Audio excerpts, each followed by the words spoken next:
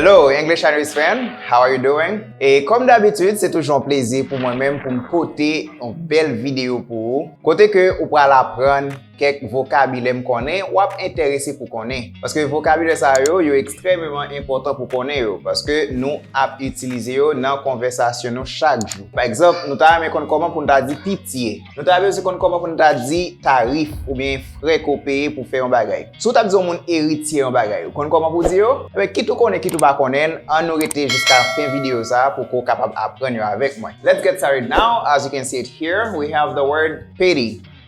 Pity. As you can see it here, this word means pitié.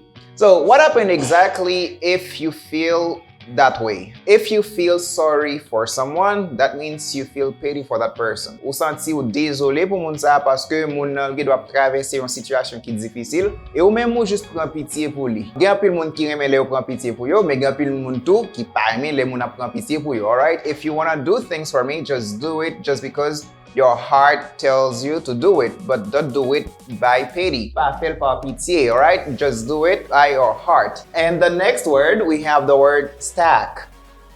Stack. Stack. We say stack. What does that mean exactly? We say pile. So, en pile, on va dire pile. Bon, you can peut-être c'est pile batterie, ça nous mettre non appareil pour faire fonctionner. Non, c'est pas de pile ça n'a parlé. Mais là, on parle de stack, on parle de on bagay ko arranger une seule. For example, I could say stack is a group of things that you place on top of each other. Son groupe bagay ou mettez yo ou placer une sur l'autre. C'est ça nous les pile. Par exemple, on dit gayon pile fatra yon côté. We say a stack of trash. And the next one, we have the word fee. The word is pronounced like Fee. fee. What does that mean exactly? Fee. Là, on dit tarif ou bien ça nous yon frais. On croit que nous habitués avec thème ça en pile lorsque ou besoin faire une activité et puis yo mando pour payer un petit cob pour lui. Alright? Is the amount of money you pay in order to be allowed to do something. C'est quantité l'argent que vous payez ou bien c'est une quantité l'argent que vous payez afin que vous capable autoriser pour faire un bagay. Là comme ça nous relève fee. For example, before the exam, you need to pay the exam fee. Avant examen, ou obligé payer frais d'examen. Si comme ça que ou ap bay la, yo relève fee. And the next word, we have warn. The word is To warn. warn. What does that mean exactly? We say averti. So if you warn someone about something, that means you tell that person beforehand about that thing so that that person could be aware of it. C'est di ou di moun nan à l'avance ça qui gagne pour faire ou ça qui pour arriver à fait que moun nan capable conscient de ça. Eh bien c'est ça que nous relais avertissement. So if you warn someone, you just tell the person beforehand what will happen. Par exemple, pour ka avertir un moun pour pas faire un bagay, comme ça ka avertir un moun tout pour faire un bagay. To warn, c'est avertir un moun. And the next word, we have threaten. The word is Threaten her. You threaten. Threaten. What does that mean exactly if you threaten somebody or someone or something? If you threaten someone, that means you say you will do bad or wrong things to that person. Or you imply you will do negative or bad things to that person. Ça arrive que ça que ou di ou faire ou pas faire, mais de pour menacer un monde, c'est dit ou bien ou doit pas dire, mais gens qu'on parler ou bien gens agir, montrer moun nan son menace qu'on fait. Les comme ça moun nan li va prendre toute disposition nécessaire pour capable protéger tête li contre ou même parce que ou soit fait une menace verbale ou bien ba connaît comment ça y a. De pour dire ou ka fait moun nan bagay qui pas bon, bagay qui mauvais. Et les comme ça sont menaces que lié pour moun nan, les comme ça moun nan lui-même li à la défensive. You threaten that person. And the next word we have the word inherit.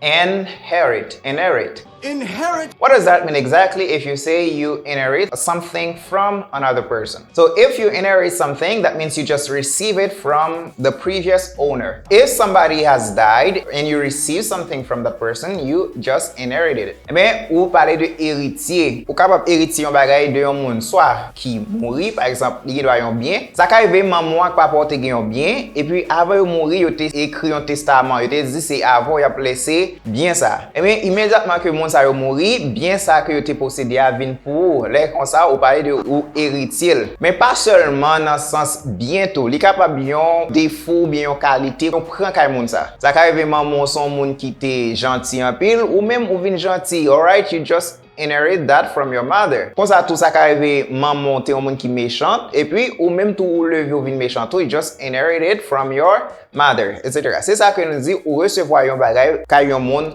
soit li capable yon bagay physique ou bien li capable yon bagay biologique. It could be physical or biological. And the next word we have duty. This word is Duty. duty. As you can see it right here, we say responsabilité. What does that mean exactly? Duty. A duty is something you have to do just because it is part of your job. It's your responsibility. You have to do it. Son bagay que ou obligé faire parce que son responsabilité ou que lié. Par exemple, bay ti moun ou manger, ça c'est une responsabilité que lié. Ou fait ti moun nan, c'est tout normal, faut qu'occuper. Taking care of your children is a duty. It's a task, you must do it. It's an obligation, you have to do it. That's your duty. And the last word we have aware. Aware. Aware. So if you're aware of something, that means you know it, you recognize it. C'est lorsque ou kon bagay sa ou du moins sou reconnaître li, now you can say you're aware of that. For example, if you see fire, you will not put your hand in that fire just because you're aware of it. Sou voyon du feu, assurément pa wal mette mon la den parce que ou conscient ki sa ka fait, ou kon ki dommage li ka pa pote pou ou. Les kon sa ou di, ah, I'm aware of that danger. If you're aware of something, ça veut dire ou konnen li, ou te gete konnen avant même peut-être ou al fel, ou te gete gen toute idée de ça. And that's the end of the video, guys, and I hope you like it and share it to somebody so that you can help your community. And I hope to see you in the next video.